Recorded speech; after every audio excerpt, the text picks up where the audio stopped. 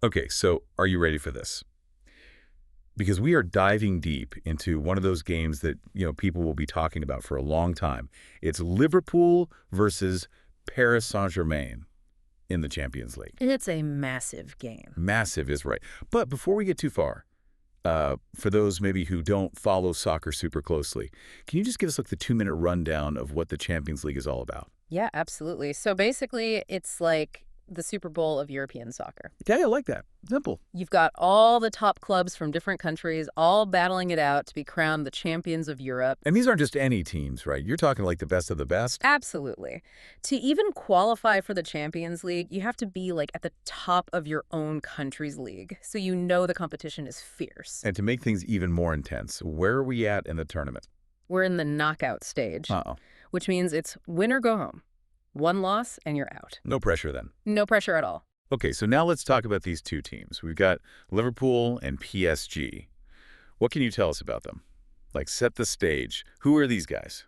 So Liverpool, they're the kings of the English Premier League right now. I mean, they're dominating.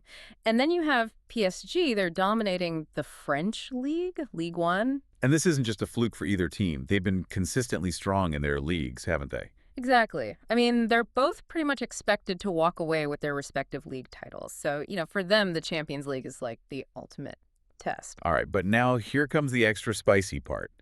This isn't just any Champions League game. We're talking about the second leg of a knockout stage match. So what does that mean exactly? So this means that there was already a first game between these two teams. You okay? And the score from that game is going to carry over. So whatever happens in this match gets added to that first game's score, and that total determines who moves on to the next round. Okay, so this is like the ultimate decider. And to make it even crazier, this second leg is being played where? At Anfield. And why is that a big deal? Because Anfield is Liverpool's home stadium, and it's notorious for its atmosphere. It's like this cauldron of noise and energy. I've heard stories. People say it's one of the most intimidating stadiums in the world to play in. It's intense. Like, imagine 80,000 fans all screaming their lungs out for their team. I mean, I've been to loud sporting events before, but that sounds next level. It's something else. You can practically feel the ground shake, and opposing players have actually said they can barely hear themselves think. That's crazy. It's like Liverpool has a secret weapon in that crowd. Well, you could say that. There have been so many games where it feels like the Anfield crowd has willed Liverpool to victory. All right, so now let's get into the tactical side of things. Hmm? How do these two teams actually play? What's their style? So this is what makes this game so interesting. It's like a clash of styles. You've got Liverpool, who are known for their high-pressing, attacking football. They just never let up. So, like, constantly on the attack. Exactly. As soon as they lose the ball, they swarm the other team like a pack of wolves, trying to win it back immediately. Organized chaos. You could say that. It's very typical of the English Premier League, which is known for its fast-paced, physical style. Okay, and what about PSG?